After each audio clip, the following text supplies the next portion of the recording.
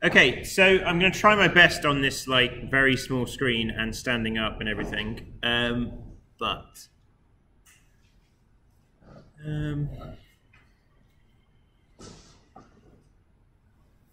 so yesterday I started by, so I made a very simple web application using the templates. So I didn't start from scratch. I created a new template and then added a contact model, and then using scaffolding, I set up a web application that had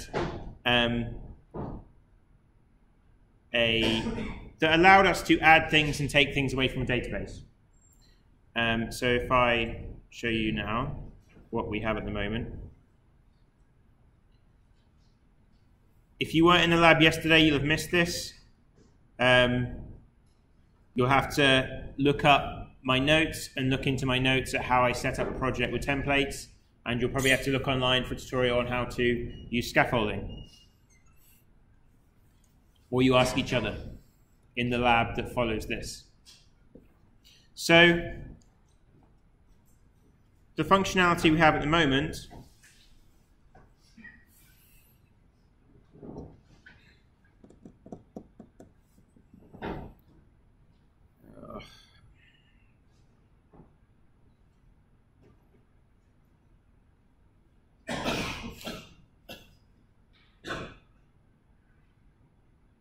okay, so this was just by creating this project, and if you remember yesterday, I clicked on Change Authentication and did individual user accounts, and that immediately set up this register and login page.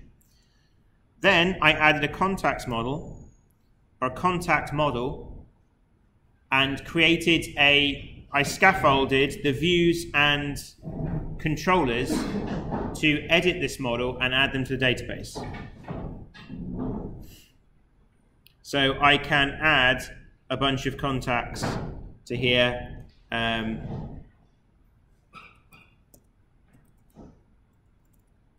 can create it. And I've got a list here. I can edit them. I can change things. So we did that in 10 minutes yesterday. Right? It took us 10 minutes to get to this functionality, which is when you look at the mark scheme, you've already got quite a few marks. Even though you've got zeros and some, because this isn't actually what I asked you to do in the project, you will have been able to demonstrate that you can actually use the framework. So that's what we've got. Now, the functionality that's missing here, and the functionality I asked you to add in yesterday's lab, was to make it so if I'm a user and I add contacts, I see my contacts. If you're a user and you add your contacts, you see yours. And that's the functionality I want to add today. So in this lecture, and then maybe in the next lecture if it takes us that long. So for this to work, so I'm going to do things in a bit of an odd order. I'm going to, so what I haven't set up in this project is database seeding. So seeding is something that you'll need to set up in your project. If you go in my lecture notes, there is a slide that shows you exactly how to do that. You'll need to do that. That basically is filling up the database using the code so that when I run it for the first time, there's information in there. For now, though, I'm going to register an account in my web application. This might give me a few problems, but we'll see how it goes.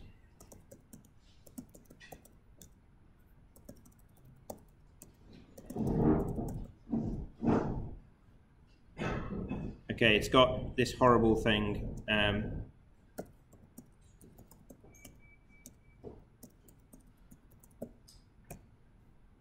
To help me remember the password, it's capital P, password, and then 1 at the end, which is not my password for anything actual.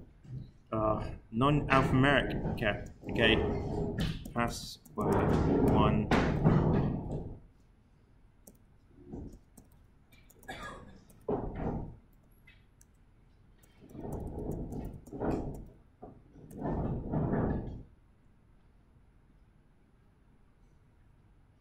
Okay, so I can save that password. Actually, no, I'm not going to save that password because I want to log into someone else. But you can see I'm logged in now, and my username is there. So the functionality we want to add is we want to start associating our contact with our user. And if you remember yesterday, I created the contacts database as a table in the same database as the users. So if I go in my data folder, this was created for me by default by Visual Studio, and then using scaffolding, when I did the scaffolding yesterday and created the controller, it asked me what data context do I want to add my model to. And I said I want to add it to the application DB context, which is the same thing that it's inheriting the identity DB context, so this has got everything to do with our users in it.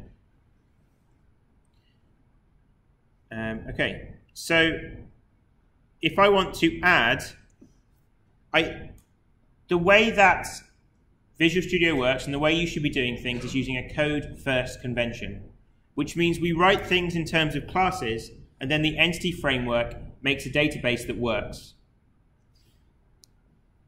Something else I wanted to kind of show you in this lecture is how everything you need to do is in my notes on Blackboard. So let's say you're doing this for your project. You could either look online, or you can go to the Blackboard page. You can look at module content and go to lectures. And so what we're trying to do now is trying to associate our models with users. So that's to do with authentication, membership, authorization, authentication. Okay, so I'm going to click on that one. I'm going to look at the slides. Okay.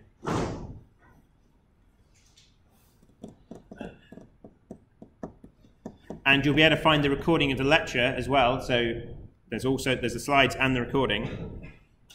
And because I wrote these, I happen to know that it's down here somewhere.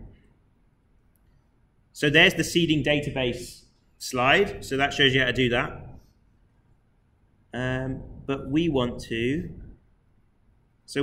this part. So it says building relationships between users and objects. And it's telling you straight away, the way to do it is to add a user property to our class that we want to associate. So let's do that. And the key thing to remember is it's a virtual. We need to have that virtual keyword, otherwise the entity framework won't be able to create the relationship. So we want a public virtual, so application user. So I'm going to check there. So hopefully if you've got the stream up, you can see this in more detail because there's no way of zooming in here. But by hovering over there, it's telling me that that is a reference to web application 2.models.application user. So that I can tell straight away that's the correct user object, because web application 2 is the namespace of my project. So that's a way of checking. And then I'm going to call it user. Is that what I did here? Yeah, user. And then I need the default getters and setters. So I'm going to put get set. Okay, now if I build the project, I'm not sure if you still need to do this in the latest version of ASP.NET Core, but it's something I've got in the habit of doing. So I've made a change to the data model. And if I've made a change to the data model, then I need to update the database. And I do that using migrations.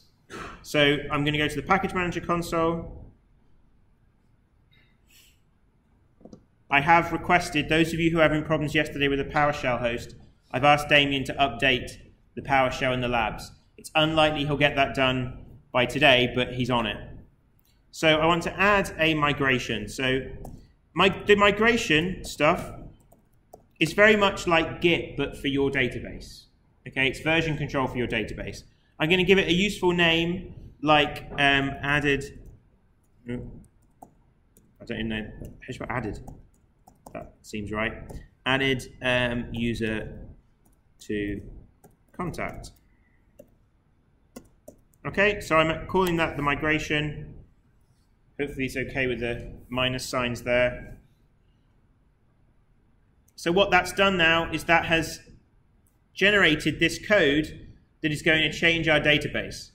So the up method is a bunch of SQL that will change the database from what we had before to what we have now. And you can see it's adding a foreign key to the contact table. So the table of contacts is adding a foreign key that links to our user ID. When you've added the migration, it hasn't actually done the migration, so I need to actually perform it. So to do that, I do update database. And now it will actually make the changes to our actual database. So in theory, when you send me your project, which will be everything here, so you'll send me this entire directory of the project zipped up to me. I should be able to open it up and just type, well, if the database file is in there, I won't have to do anything. But if it's not, I should just be able to type update database, and it will run through all your migrations, going from nothing to where it was when you finished the code. And that's the idea behind this. And then when I launch it, you should have a database initializer following that slide that I showed you earlier that explains, so that that fills the database with a bunch of information, and with all of those user accounts that I told you to put in there. So I've changed the database, but at the moment it's not being used. I need to. So this controller class was completely created by Visual Studio. So we didn't have to do anything. We just used scaffolding to do it. But this is where all the actions for creating and deleting are. So if we go down, we've got our create action here, which is just a get request, which gives us the form. So when we click create, it calls this action, which doesn't take any form data in. But then when we actually want to create something, when we've clicked create, it calls this create, because it's a post. It's got the anti-forgery token to protect against certain security risks. And then if the model is valid, it adds the contact to the data context. And the data context has been entered in through dependency injection, which I talked about quite a few lectures ago. So what do we need to do? Well, I can look at my slide, and if I go to the next slide, that's what I've just done. It's actually showing you how to do it. So the first thing is we need to have a user manager. The user manager is the class that does a lot of the behind-the-scenes stuff for the identity framework. You should be using the identity framework in your project. You should not be creating your own username and password forms and things like that. You should be using the framework that is here. So we need to first add the user manager through dependency injection. So let's do that. So it's very much the same as we've done with the application DB context. So we're going to go private, read only, so it's user manager, right? User manager. And hopefully, so this is going to give me an error, and I will show you why in a second. Application. And I'm going to call it UM. So it's given me an error because we haven't, you can't see my finger, but in the, it knows that user manager is a class that is in the Microsoft ASP Net Core identity namespace.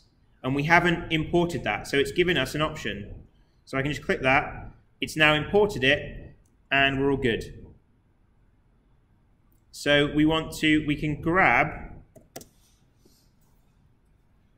this reference here. And I hope the other thing I'm illustrating to you is that I don't care about memory. And actually, in reality, most people don't care about memory. It's not impressive, it's not useful. So what's useful and impressive is if you can make a product by following documentation. And that's all you need to do for my module. There's no revision. There is just an amount of time. We have 4 hours a week of labs now, right up until Christmas. More than enough time for you to complete this project. So this is going to be an application user. And this is going to be our, I'm just going to put UM. And then I'm going to do UM equals UM. So this is the constructor of this controller. And the constructor of this controller will take in a user manager and assign it when it runs. So to convince myself that that works, so we're going to want to use it here where we create the contact. And again, look, I've shown you how to do this. So let's have a look what's going on here. This is in my notes. So first thing is we're getting the user ID. So let's do that. So we're only doing stuff. Model state is valid. Remember, that's checking that all the data that was sent to the controller from the form is correct. So we want user ID equals dot. So I can't remember the name of the method. So what was it? Get user ID. And again, like this, you could never ever remember all of the different methods and all the APIs for this. You need to get used to being comfortable not knowing how everything works and learning things as you need them. And what will happen is the more you use them, the better you'll get. So we need to put in then to the user ID, we get the user. So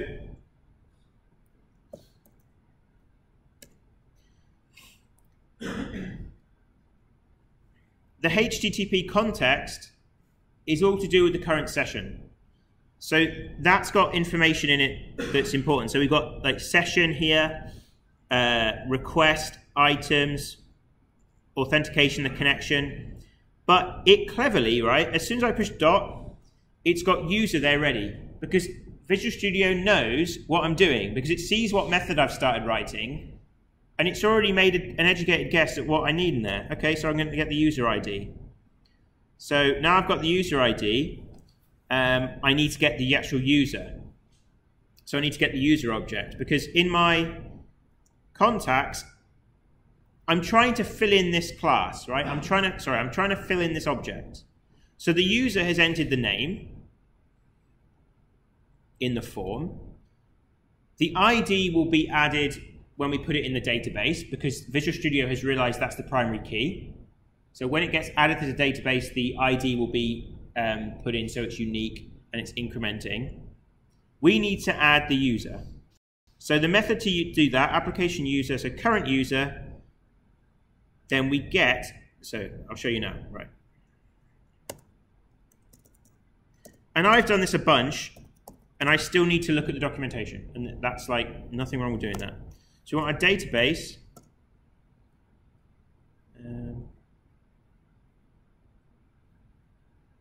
So our database is actually our context dot.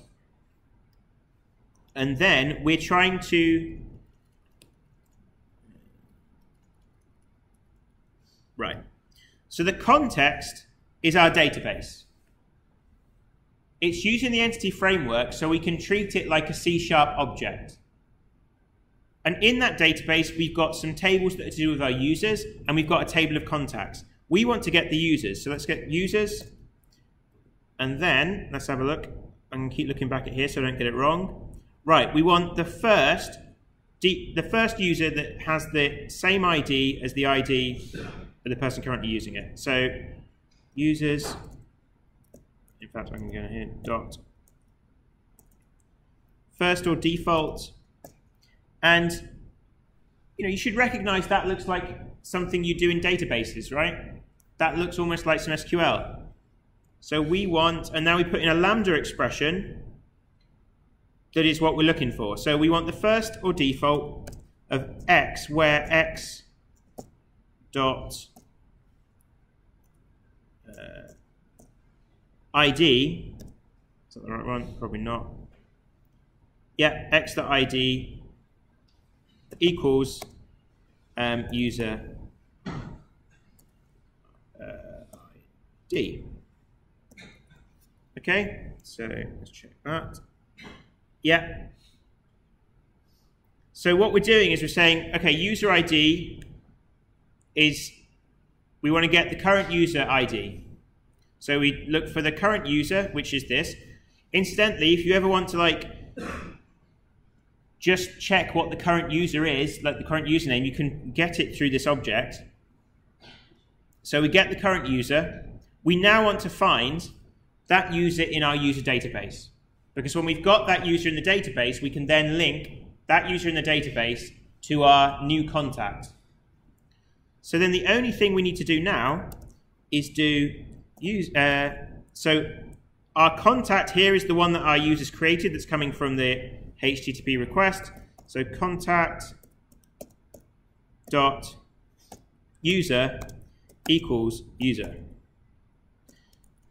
Remember, things are case sensitive, so I can do that. Well, that is a parameter in there anyway. So that's, okay, so we've added then our user to that. Let's see how this works.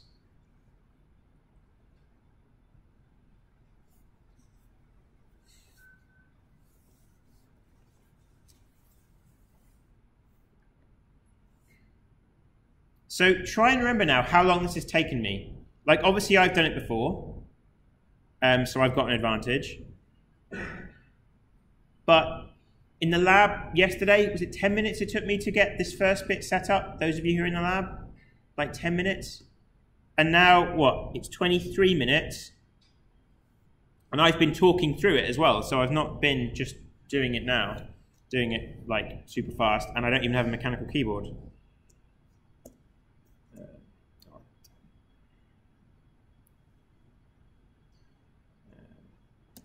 So contacts. So as soon as I go to contacts, on the server, it's instantiating a contact controller object. Well, in fact, okay, can anyone think of a problem here?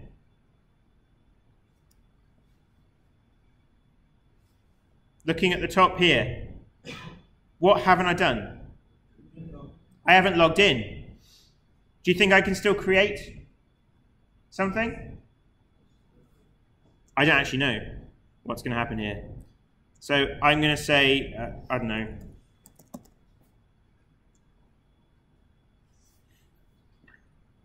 So it worked. That's interesting.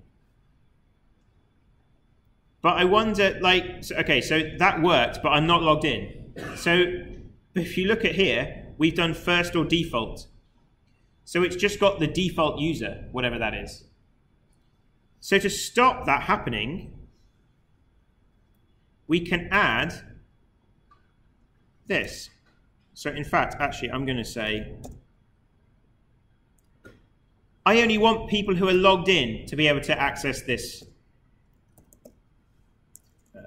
So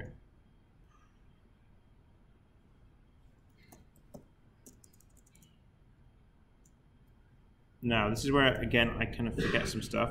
So let's go in here.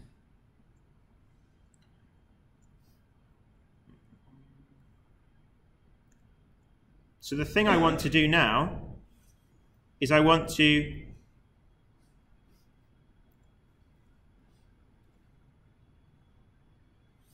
so I'm trying to do this. So I show to say if we only want this controller to be accessed by people who are authorized, we add this data annotation. So I'm going to just type it in. So I want, it's going to give me an error. So I probably spelled that wrong. authorize. Okay.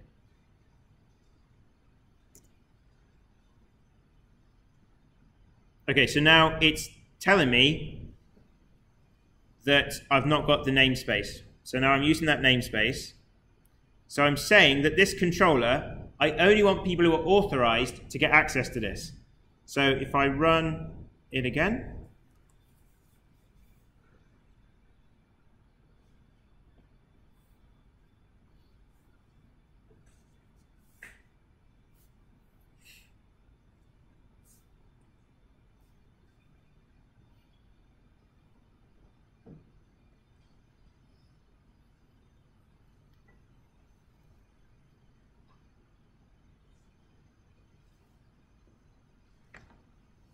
so I'm not logged in.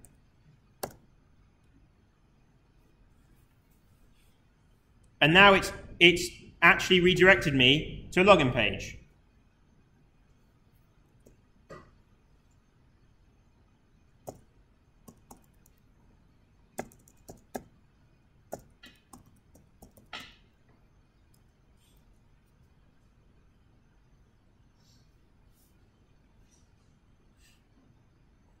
And if you remember, we talked about things like local redirect. It's got the return URL there. So it knows where I came from to get to this login page. And so it sent me back there. And there we are. I'm in here. So now I can create a user, create something. So I'm going to call this, so we know that that is mine. Okay, so Sean's contact is the one I created. All of these other ones either don't have a user because we created those before we implemented that part, or Brian has the default user.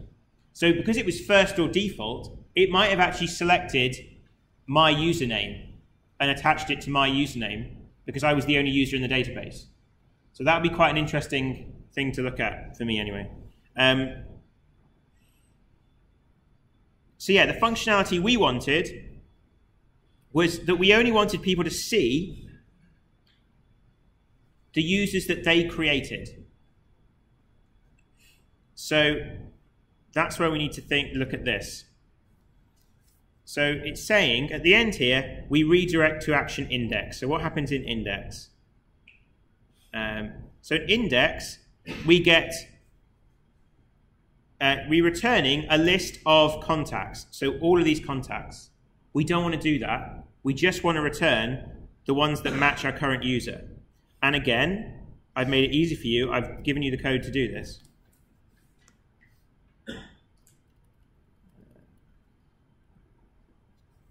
Okay, so that's here. So we're using the where. Now, we're going to need to reuse some code. I would actually go and I'll show you, right, hopefully this will work. Right, I'm going to, this code here actually is something that we might need to use a bunch because it's getting our user. That's what this does. So I'm going to right click on this. Is there a way of doing it? Quick actions and refactoring. I'm going to do extract method. Okay, so I'm extracting that method. I'm going to rename it to get current user. Apply. So what Visual Studio's done there is that it's created a method that does exactly that. And this is good software engineering because now we have a method here that does one thing. It's got one job. So what we can do up here is we want in our index, before anything, we want to get the current user. So get current user. So I haven't copied and pasted that code. I've got a method in there that does that job. And then we want to do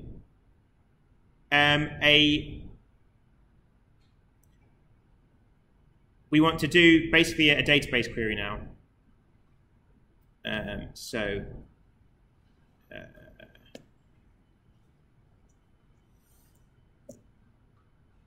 where, so X, I'm going to put this on another line.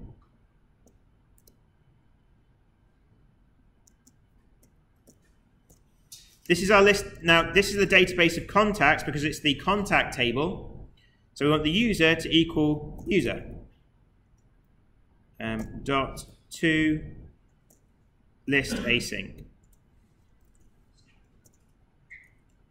Okay, so it's looking in that database in the contacts table, and it's getting where the user equals our current user, and then changing that to a list and returning that to the index view. And let's have a look at the index view. So it's in contacts, index, and again, all of these were created for us. It's expecting an IEnumerable of contact, so something it can loop over of contact, and then it just goes through, and for each item in the model, it displays it.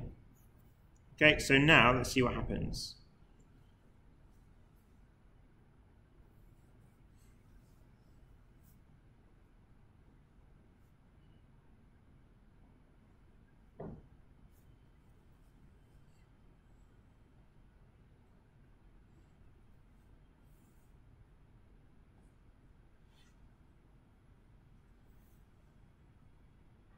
And then the last thing we'll do is I'll create a link to that contacts manager. So contacts. Okay, it's asked me to log in. I'm going to click remember me now because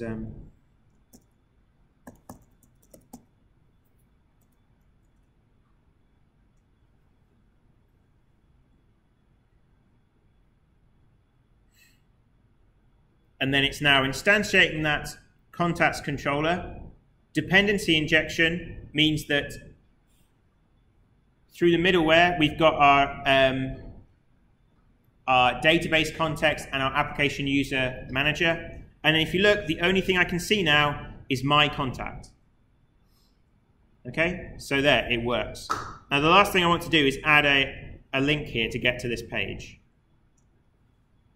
And I'm like, that's something that I haven't looked at how to do, so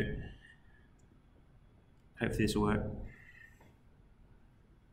So where that was, the nav bar was in the top. That's going to be in a shared. So if we go to layout.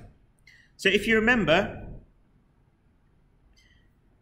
Razor is made up of, we have our view files, and we can tell what a view is, like index is a view. And it hasn't got a underscore in front of it, which means it's just a normal view. Whereas a layout is something, it's like a template. And the layout is where most of the kind of look of your website is defined. So this is where the kind of general stuff is. And if we look at the top here, so this is the layout. And I'm going to find you something. So render body, that is a C# method because we've got an @ symbol there, and the @ tells the Razor engine that we're switching to C#. Okay, if that sounds confusing to you, go back and read the lecture notes on Razor and watch the videos that I did on Razor. So that is going to render the view, and in that case, the view is this. So it's almost like the engine is going to take this and stick it there. And that's why we always have this, this navigation bar. And this is the navigation bar along the top. I can just see that that is. So I've already got links to these things, but I want to add another one. So all I'm going to do is copy that and paste it. Now the controller now we want to go to, these are attribute helpers. It looks like a normal HTML link, but it's not. So this is going to be contacts. I'm going to call this my contacts, so it's clearly different to contact. In fact, I don't care about all these, so I'm going to take these out because it's my application, not Microsoft's. We'll just leave the blank lines fine for now. But instead of us writing in the actual link, we are giving the framework, we're telling the framework what controller and method we want to be fired up by this link. So the controller is going to be contacts, and the action is, we just want index. Okay, so what will happen now is that when this is executed on the server, when this view is returned, it will look and it will see, right, it wants the link to the ASP controller contacts and action index. And it will look at the routing system, whatever routing you've got set up, and look at it in reverse and find, okay, to get to this action, what link do I need? What path? And then it will place that as a link. So now if I run this,